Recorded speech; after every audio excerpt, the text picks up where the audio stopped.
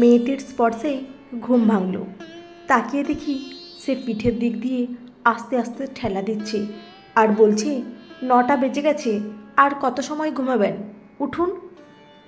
আমাকে চোখ মেলতে দেখি সে সেখান থেকে সরে গিয়ে ঘরের পর্দা সরিয়ে জানলাগুলো খুলে দিতে লাগলো। আমি হাত পা ছড়িয়ে আড়মোড়া খেয়ে উঠে ওয়াশরুমে ঢুকলাম। ওয়াশরুম থেকে বেরিয়ে মেয়েটিকে বললাম, বাড়ি কোথায়, সেটা কি মনে পড়েছে? মেয়েটি বলল, বলেছি তো, আপনাকে মনে পড়লেই বলবো। এখন টিফিন কি করা যায় সেটা বলুন তো। বাড়ি কোথায় মনে নেই, অথচ টিফিন করার কথা ঠিক মনে আছে। মনে মনে বলতে বলতে রান্নাঘরে ঢুকে বললাম, আমি যেটা পারি সেগুলো সব এখানে আছে, আপনি যদি বলেন।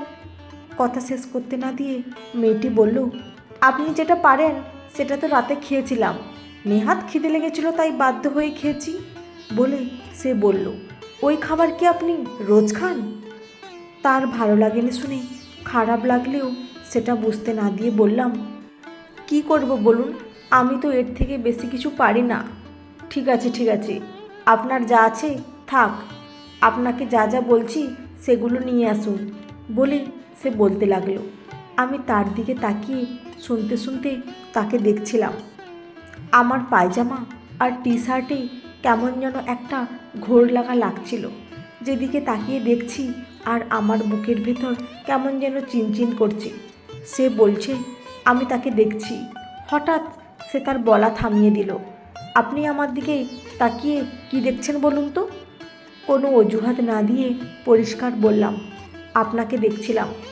আসলে পায়জামা আর টি শার্টে আপনাকে এতটাই সুন্দর লাগছিল যে চোখটা সরাতে পারছিলাম না। সে কোমরে হাত দিয়ে বলল, তার মানে আপনার এই বস্তা পচা ড্যামগন্ধওয়ালা পাজামা আর টি শার্টে আমাকে সুন্দর লাগছে? কেন, আমি এমনিতে সুন্দর দেখতে না? আমি প্রমাদ করলাম। তাড়াতাড়ি বাজারের ব্যাগ হাতে নিয়ে বললাম, না না, আপনি সুন্দর বলেই তো আরও সুন্দর লাগছে। তাড়াতাড়ি কথা ঘুরিয়ে বললাম, ওই বললেন না তো কি আনতে হবে? বাজার থেকে ফিরে রান্নাঘরের পাশে ব্যাগটা রেখে হাত পা ধুয়ে বেটাডিনের শিশিটা নিয়ে মেয়েটিকে বললাম, আপনার মাথায় কাটা জায়গাটা একটু লাগিয়ে দিয়ে আসুন। বাধ্য মেয়ের মতো মাথা নিচু করে দাঁড়ালো। আমি বেটাডিন লাগাতে লাগাতে বললাম, আপনার কি সত্যি কিছু মনে পড়ছে না? সে মাথা নাড়ল, তারপর বলল, আপনার লাগানো হয়েছে। মাথার ওপর থেকে হাত সরিয়ে নিয়ে বললাম, বাড়ির কথা মনে না পড়া পর্যন্ত নিশ্চয়ই এখানেই থাকবেন? তাহলে এই জামা কাপড়ে থাকবেন কি করে? আপনার সাইজ কি বলুন, আমি দোকান থেকে কিনে নিয়ে আসছি। মেয়েটি আমাকে অবাক করে বলল, দোকানে যাওয়ার দরকার নেই তো, অনলাইন থেকে পছন্দ মতো কেনা যায়। আপনার ফ্লিপকার্ট মিশো ডাউনলোড করা থাকলে ফোনটা আমাকে দেবেন, আমি কিনে নেব। হাঁ করে মেয়েটির দিকে তাকিয়ে ভাবতে লাগলাম, যার নাম বাড়ি কোথায় মনে নেই সে আবার অনলাইন প্ল্যাটফর্মগুলির নাম ঠিক মনে রেখেছে। মেয়েটি বলল, হাঁ করে কি দেখছেন? দেখছি না, আপনাকে বোঝার চেষ্টা করছি, বলে প্রসঙ্গ ঘুরিয়ে বললাম, রান্নাটা ঠিকমতো পারি না বলে মাংস টাংস খাওয়া হয় না, আজ আপনার ভরসায় নিয়ে এসেছি। মুখে একটা হাসির ভাব এনে মেয়েটি বলল, দেখুন, আমিও কিন্তু খুব ভালো রান্না করতে পারি না, তার ওপর আপনি যদি এখানে দাঁড়িয়ে থাকেন তাহলে কিন্তু সব ওলটপালট হয়ে যাবে, তখন কিন্তু আমাকে কিছু বলতে পারবেন না। ঠিক আছে, চলে যাচ্ছি বলে বললাম। দুটো রিকোয়েস্ট ছিল। মেয়েটি বলল, বলুন। বললাম, আপনার তো একটা নাম থাকতে পারে। সে বলল, হ্যাঁ আছে তো। আমি চমকে উঠে বললাম, মানে? সে সঙ্গে সঙ্গে বলল, না ঠিকই তো, একটা নাম তো অবশ্যই থাকা উচিত, আপনি ইতু বলে ডাকবেন। বলে সে বলল, দ্বিতীয়টি কি তাড়াতাড়ি বলুন, আমাকে রান্না করতে হবে। কয়েক সেকেন্ড চুপ করে থেকে বললাম, মিনিট 7 জন্য গ্যাসটা একটু ফাঁকা পাওয়া যাবে? ইতু বলল, কেন, কি করবেন? বাজারের প্যাকেট থেকে পাউরুটি বার করে বললাম, এটা সেকে বাটার লাগাবো আর চা করব। সেই রাত্রে একটু মুখে দিয়েছেন, এখনও কিছুই খাননি, তাছাড়া আমারও খুব খিদে পেয়েছে। ইতু আমার দিকে কেমন যেন একটা শূন্য দৃষ্টিতে তাকালো। তারপর ফ্রিজটা খুলে বলল, লিকার চা না দুধ চা? বললাম, চিনি ছাড়া দুধ চা। ইতু সঙ্গে সঙ্গে আমার দিকে ফিরে বলল, সে কি, এই বয়সে আপনার সুগার? বললাম, না না, সুগার না, চায়ে চিনি খেলে আমার অম্বল হয়। ঠিক আছে বলে ইতু ফ্রিজের ভেতর কিছুক্ষণ তাকিয়ে থাকার পর দুধ আর বাটার কোথায় জিজ্ঞাসা করে বলল, এর ভিতরটা কি করে রেখেছেন? সরে এসে দুধ আর বাটার কোথায় আছে দেখিয়ে দিয়ে বললাম, তাড়াহুড়ো থাকে বলে ফ্রিজ খুলে সব এক জায়গায় রাখি। ইতু আমার দিকে একবার তাকালো, তারপর বাটার আর দুধের প্যাকেট বার করে ফ্রিজ বন্ধ করে রান্নাঘরে গিয়ে বলল, টেবিলে গিয়ে বসুন, করে দিচ্ছি। সেদিন মাংসটা ইতু ভালোই রেঁধেছিল।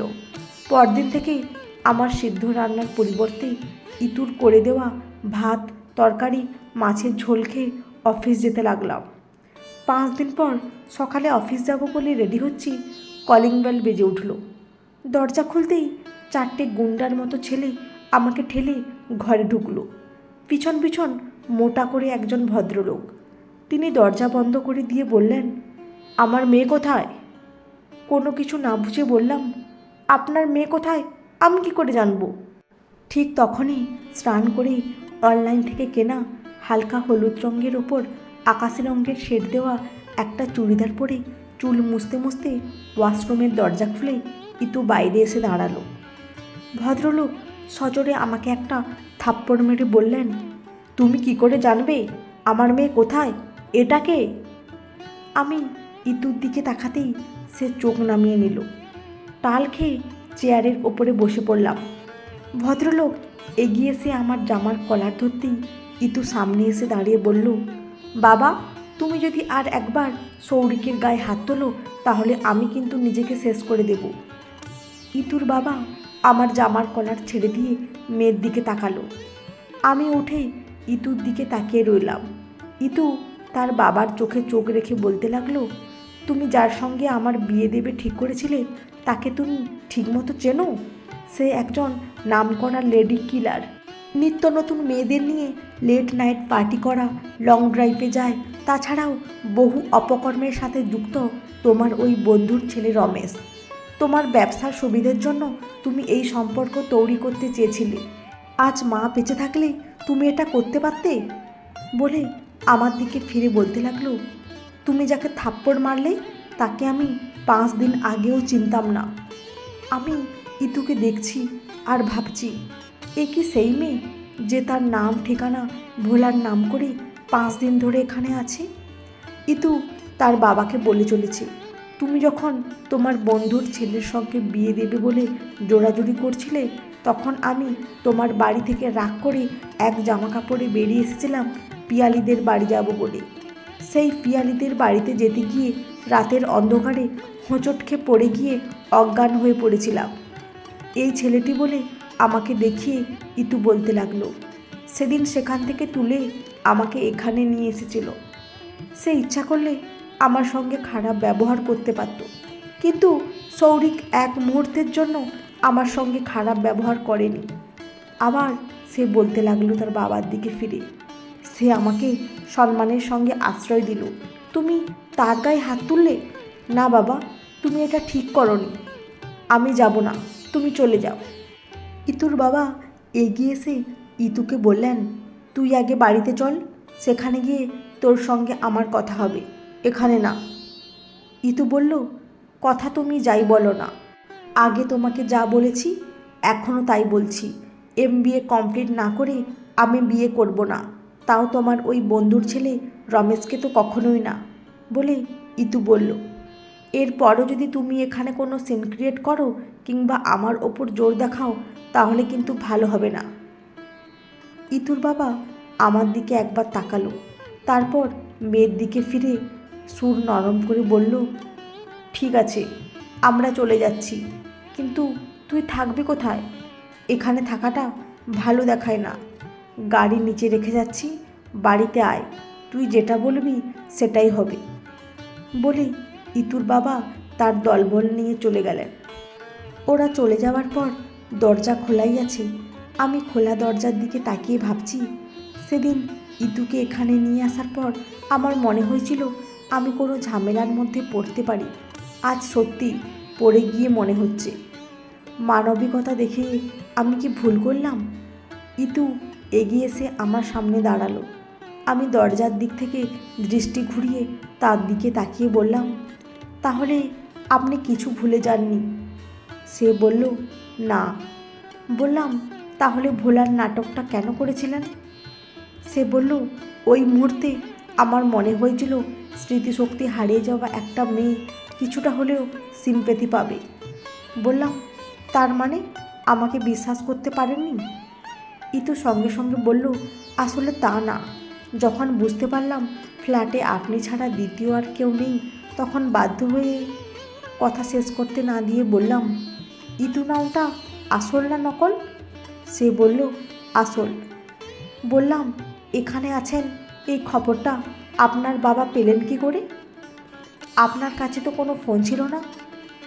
সে বলল, গতকাল আপনি যখন ওয়াশরুমে ছিলেন তখন আপনার ফোন থেকে আমার বন্ধু পিয়ালিকে ফোন করে ডিটেলসটা দিয়েছিলাম।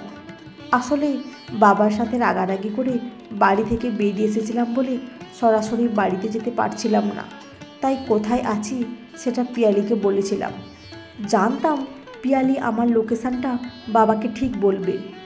ও, তার মানে ইনডাইরেক্টলি বাবাকে খবর দিয়েছিলেন আমাকে মার খাওয়ানোর জন্য? না না, বিশ্বাস করুন, বাবা যে আপনার গায়ে হাত তুলবে এটা আমি ভাবিনি বলে ইতু বলল, বাবার হয়ে আমি ক্ষমা চাইছি। তাছাড়াও আমার ব্যবহারে যদি আপনি কষ্ট পেয়ে থাকেন আমাকে ক্ষমা করে দেবেন বলে আয়নার সামনে গিয়ে চুল আঁচড়াতে আঁচড়াতে আয়নার দিকে তাকিয়ে বলতে লাগলো, আমার ব্যবহারে আমাকে স্বার্থপর ভাববেন না। এটা আমি করতে বাধ্য হয়েছি, কারণ আমার বিয়ের ডিসিশান আমি নেব। সেটা বলার জন্য আমাকে বাড়িতে যেতে হবে। তাছাড়া আমি এখানে থাকলে আমার বাবার লোকেরা বা আমার বাবা আবার এখানে এসে আপনার সাথে খারাপ ব্যবহার করতে পারে। তাই জন্য আমি চাই না আমার জন্য আপনি কোনো সমস্যায় পড়ুন। চিরুনি রেখে সরাসরি আমার দিকে তাকিয়ে ইতু বলল, চলি, ভালো থাকবেন বলে দরজা পর্যন্ত গিয়ে আবার ঘুরে বলল, আপনাকে বিশ্বাস করা যায়, যেমন আছেন ঠিক তেমনই থাকবেন, নিজেকে পাল্টাবেন না। চলে যাওয়ার আগে ইতু কথাগুলো কেন বলল জানি না, তবে সে চলে গেছে এটা ভেবেই মনটা কেমন যেন করছে, ভালো লাগছে না। দরজাটা খোলাই আছে, সেদিকে তাকিয়ে ভাবছি, বাবারা এমন হয়? মেয়ের পছন্দ না জেনেও সেই ছেলের সাথে বিয়ে দিতে চাইছেন। এতে তো মেয়ের সাথে বাবার দূরত্ব বেড়ে যাচ্ছে। দরজার দিক থেকে দৃষ্টি ঘুরিয়ে রান্নাঘরের দিকে তাকাতেই ঘরটা কেমন যেন শব্দহীন ফাঁকা ফাঁকা লাগতে লাগলো। হাত ঘড়ির দিকে চোখ পড়তেই চেয়ার থেকে উঠে আয়নার সামনে দাঁড়ালাম। চিরুনিটা হাতে নিয়ে দেখলাম ইতুর লম্বা চুল চিরুনির গায়ে লেগে আছে।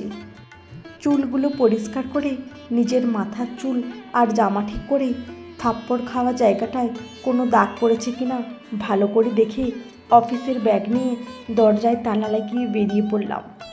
ভেবেছিলাম 2-4 দিন পর ইতু হয়তো এসে তার জামা কাপড়গুলো নিয়ে যাবে কিংবা ফোন করবে। 2 দিন, 4 দিন, 7 দিন, 15 দিন, 1 মাস হয়ে গেছে, সে আসেনি, ফোনও করেনি। কাজের মধ্যে থাকি যখন, তখন সব ভুলে থাকি। ফ্ল্যাটে ঢুকলেই ইতুর সঙ্গে কাটানো স্বপ্নের ওই 5 দিনের কথা মনে পড়ে মনটা খারাপ হয়ে যায়। তখন ভাবি হয়তো MBAর প্রস্তুতি নিচ্ছে। 2 দিন আগে প্রেসার কুকারের মধ্যে সবজি ডিম একসঙ্গে চাপিয়ে দিয়ে বাথরুমে যখন স্নান করছি তখন হঠাৎ মনে হলো, আচ্ছা ইতুরও কি আমার কথা মনে পড়ে? বন্ধুরা, আজকের গল্পটি কেমন লাগলো? যদি ভালো লেগে থাকে অবশ্যই একটি লাইক দিয়ে চ্যানেলটি সাবস্ক্রাইব করে পাশে থাকবেন। অসংখ্য ধন্যবাদ।